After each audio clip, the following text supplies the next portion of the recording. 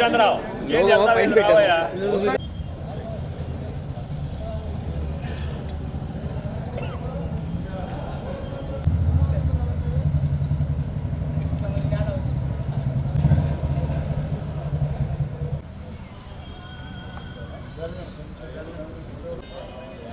Photo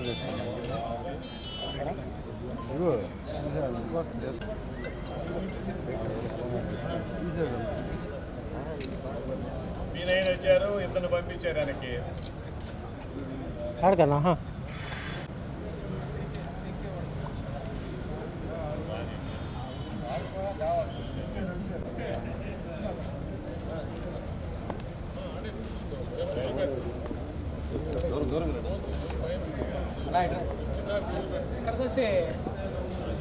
అందరు రాని అన్న, అందరు కలిసి రండి.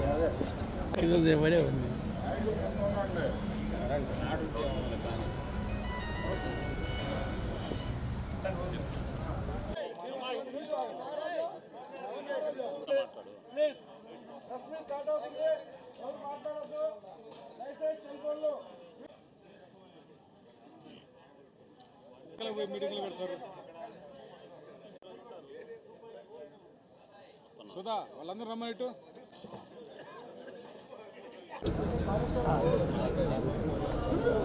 మాట్లాడతాడు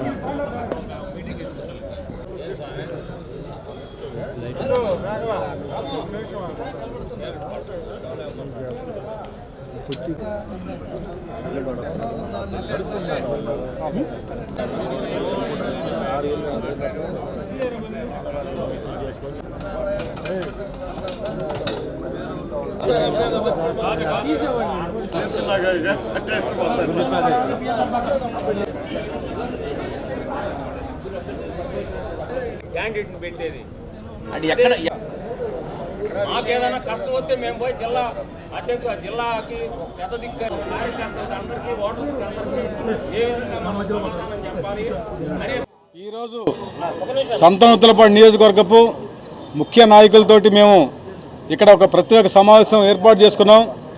ముఖ్యంగా ఈ మధ్య జరిగిన రాజకీయ పరిణామాల మీద మనం ఇక్కడ ఈ సమావేశం ఏర్పాటు చేసుకున్నాము.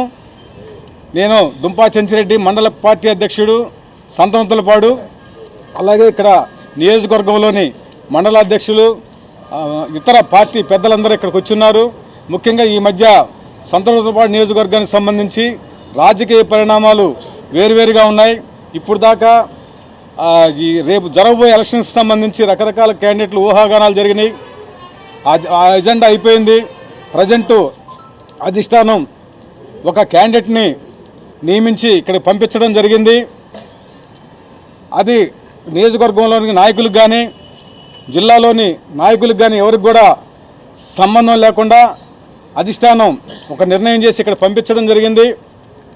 ఇప్పటివరకు గత 35 సంవత్సరాల నుంచి ఈ నియోజకవర్గంలో ఏ చిన్న అవసరం ఉన్నా, పార్టీ అధికారంలో లేనప్పుడు కానీ ఇతరత్ర ఏ సమస్య ఉన్నా కానీ మన నాయకుడైన బాలినేని శ్రీనివాసరెడ్డి గారి దగ్గరికి నియోజకవర్గంలోని ప్రతి ఒక్కరం పోయి మేము ఇక్కడ పనులు చేసుకోవడం, ఆయన మా అవసరాలకి మా కష్టాల్లో ఆయన ఎప్పుడు ఉన్నాడు. మేము ఈ మధ్య రాజకీయ పరిణామాల్లో నియోజకవర్గంలోని నాయకులందరం మేము అడిగాం, అన్న ఎలక్షన్స్ వచ్చినాయి, ఇక్కడ రాజకీయ పరిణామాలు వివిధ రకాలుగా ఉన్నాయి, నువ్వు బాధ్యత తీసుకొని ఇక్కడ మాకు అండగా ఉండాలని కోరడం జరిగింది. దాని మీద ఆయన ఇప్పుడు నా నియోజకవర్గం వరకే నాకు ఇబ్బందిగా ఉంది, నేను ఇతర నియోజకవర్గాలు పట్టించుకునే పరిస్థితుల్లో నేను లేనని చెప్పడం జరిగింది. ఇప్పుడు రకరకాలుగా ఇప్పటి వరకు గత 35 సంవత్సరాల నుంచి 88లో రాజశేఖర రెడ్డి గారి మీటింగు సంతనూతలపాడులో పెట్టినప్పటి నుంచి కూడా ఆయనకి అందరమే అతి దగ్గర సమీపంగా ప్రతి ఒక్కరూ సొంత మనిషిలాగా వాళ్ళ ఇంట్లో పోయి పనిచేసుకుంటున్నాం.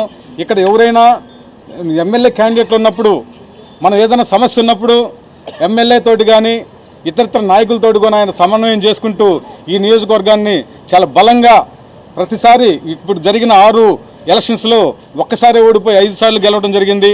దీనికి పూర్తిగా మన బాలినేని శ్రీనివాసరెడ్డి గారి సహాయ సహకారాలతోటే ఈ నియోజకవర్గం ఇప్పుడు ముందుకు పోతుంటుంది. ఈ రాజకీయ పరిణామాల్లో మాకు అర్థం కాని విషయం ఏంటంటే, ఇప్పుడు ప్రజెంటు ఎవరైతే వస్తున్నారో దానికి ఎవరు బాధ్యత అని కూడా లేదు.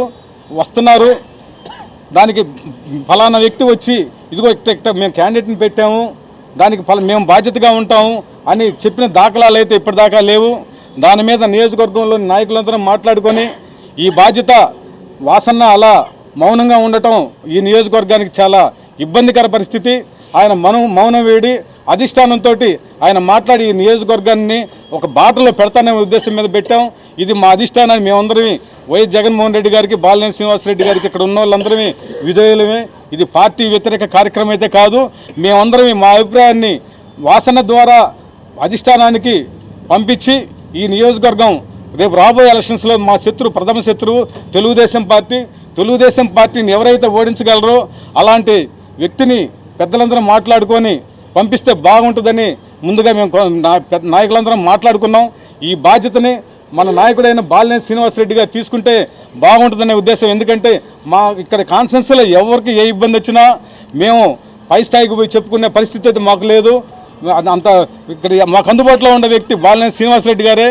ఏ సమస్య ఉన్నా మాకు మొదటి నుంచి ఆయనతోటి అనుబంధం ఉంది, ఆయన పరిష్కరిస్తాడనే ఉద్దేశం మీద ఎప్పుడు మేము ఆయన అంటిపెట్టుకునే ఉన్నాం. కాబట్టి ఈ రాజకీయ పరిణామాల్లో ఆయన మౌనం వీడి ఈ నియోజకవర్గాన్ని గాడిలో పెట్టి రేపు రాబోయే ఎలక్షన్స్లో తెలుగుదేశం పార్టీని అభ్యర్థిని ఓడించాలంటే తప్పనిసరిగా మాకు ఆయన సహాయ సహకారాలు కావాలని ఈ విషయమై మేమందరం ఇక్కడ చేరటం జరిగింది. ముందుగా మన ముఖ్యమంత్రి జగన్మోహన్ రెడ్డి గారు మంచి ఆలోచనతో ఆయన పార్టీ 175కు 175 సీట్లు గెలిపించాలనే దృక్పథంతో ఈ పరుగుని ప్రజల వద్ద నుంచి అందుకోవాలంటే మనకి బలమైన క్యాండిడేట్ కావాలని ఆలోచన చేసి ఉన్న క్యాండిడేట్లని మార్చి ఇంకొక దగ్గరికి వేయటం జరిగింది. అందులో భాగంగా మా సంతనూతలపాడు నియోజకవర్గంలో ఉన్న స్థానిక ఎమ్మెల్యేని మార్చి ఇంకొక క్యాండిడేట్ని వేయటం జరిగింది. అంత మటుకు బాగానే ఉంది. కానీ ఈ నియోజకవర్గంలో ఉన్నటువంటి నాయకులకు కానీ ఎవరి ప్రమేయం లేకుండా ఎవరికి తెలియకుండా ఒక క్యాండిడేట్ని మేమే నిర్ణయించి మేము పంపిస్తున్నాం మీరు వేయండి అనటం మాత్రం అది ఎంతవరకు సబబని మేము అడుగుతా ఉన్నాం. మేము పార్టీకి వ్యతిరేకంగా మాట్లాడటం లేదు, అధిష్టానాన్ని ధిక్కరించేది కూడా లేదు. కానీ మాకు పెద్ద దిక్కుగా ఈ ప్రకాశం జిల్లాకి బాలినేని శ్రీనివాసరెడ్డి గారు నాయకత్వం వహిస్తూ ఏ కష్టం వచ్చినా నష్టం వచ్చినా ఆయన దగ్గరికి వెళ్ళి మాకు ఇదిగో ఈ కష్టం వచ్చింది, ఈ ఎమ్మెల్యేతోటి ఈ ఇబ్బంది ఉంది, ఆ ఎమ్మెల్యేతోటి ఆ ఇబ్బంది ఉందని ఆయన్నే అడుగుతాం మేము. ఆయనే బాధ్యత, ఈ జిల్లాకి ఆయనే కింగు. అలాంటి బాలినేని శ్రీనివాసరెడ్డి గారి దగ్గరికి వెళ్ళి ఈ క్యాండిడేట్ని ఈ విధంగా వేశారు ఏంటంటే నాకు తెలియదని అన్నాడు. కానీ ఎవరికి తెలియకుండా క్యాండిడేట్ మాకు తెలియకపోతే తెలియపోయింది. అదే జిల్లా నాయకత్వం వహిస్తున్నటువంటి బాలినేని శ్రీనివాసరెడ్డి నాలెడ్జీ కూడా లేకుండా క్యాండిడేట్లను తీసుకొస్తే ఎట్లా చేయాలి ఏం చేయాలని అయోమయ స్థితిలో ఈ నియోజకవర్గం ఊగిసలాడుతూ ఉంది. వచ్చిన క్యాండిడేట్ మీద మాకేం వ్యతిరేకత లేదు, ఇంకొక క్యాండిడేట్ని పెట్టినా మాకేం వ్యతిరేకత లేదు. క్యాండిడేట్ ఎవరైనా ఒక బాధ్యత తీసుకొని రేపు పొద్దున ఈ ప్రజలకి పని ఏదన్నా చేయాలన్నా ఏదన్నా ప్రజలకి ఈ ఎమ్మెల్యే మాట వినకపోయినా కష్టం వచ్చినా నష్టం వచ్చినా ఒక బాధ్యతగా ఆయన దగ్గరికి వెళ్ళి అడగాలంటే బాధ్యతలు ఎవరు తీసుకుంటున్నారు? పై స్థాయిలో జగన్మోహన్ రెడ్డి గారి దగ్గరకు పోయే స్థాయి మాది కాదు. అదే బాలినేని శ్రీనివాసరెడ్డి గారు అయితే కష్టాలన్నీ తీరుస్తున్నాడు కాబట్టి ఆయన ఒక క్యాండిడేట్ని చూపించి ఈ క్యాండిడేట్కి మీరు అందరు చేయండి అని చెప్తే మేము చేయటానికి సిద్ధంగా ఉన్నాం. తెలుగుదేశాన్ని సిత్తుగా ఓడించి వాళ్ళు 3 పార్టీలు ఏకమైనా కూడా సిత్తుగా ఓడించి మేము వైఎస్ఆర్సీపీని విజయ పదంలో నడిపించడానికి మేము సిద్ధంగా ఉన్నాం. ఆయన కోసం ఆయన ఏ క్యాండిడేట్ని చూపించి ఈ క్యాండిడేట్ని గెలిపిందంటే గెలిపించడానికి సిద్ధంగా ఉన్నాం. కానీ మీరు ఎవరంటే వాళ్ళని ఏస్తే ఎవరు సిద్ధంగా లేరు, అందరు నిరుత్సాహంతో ఉన్నారు. ఈ నిరుత్సాహం పోగొట్టి యాక్టివ్గా పనిచేయాలంటే బాలినేని శ్రీనివాసరెడ్డి గారు ముందుకు వచ్చేంత వరదాకా ఈ కార్యక్రమాలు ఏ క్యాండిడేట్ వచ్చినా ఎవరు సహకరించే పరిస్థితి లేదని ఈ సందర్భంగా తెలియజేస్తూ సెలవు తీసుకున్నాం. మధ్యపాడు నుంచి కోటిరెడ్డి గారు.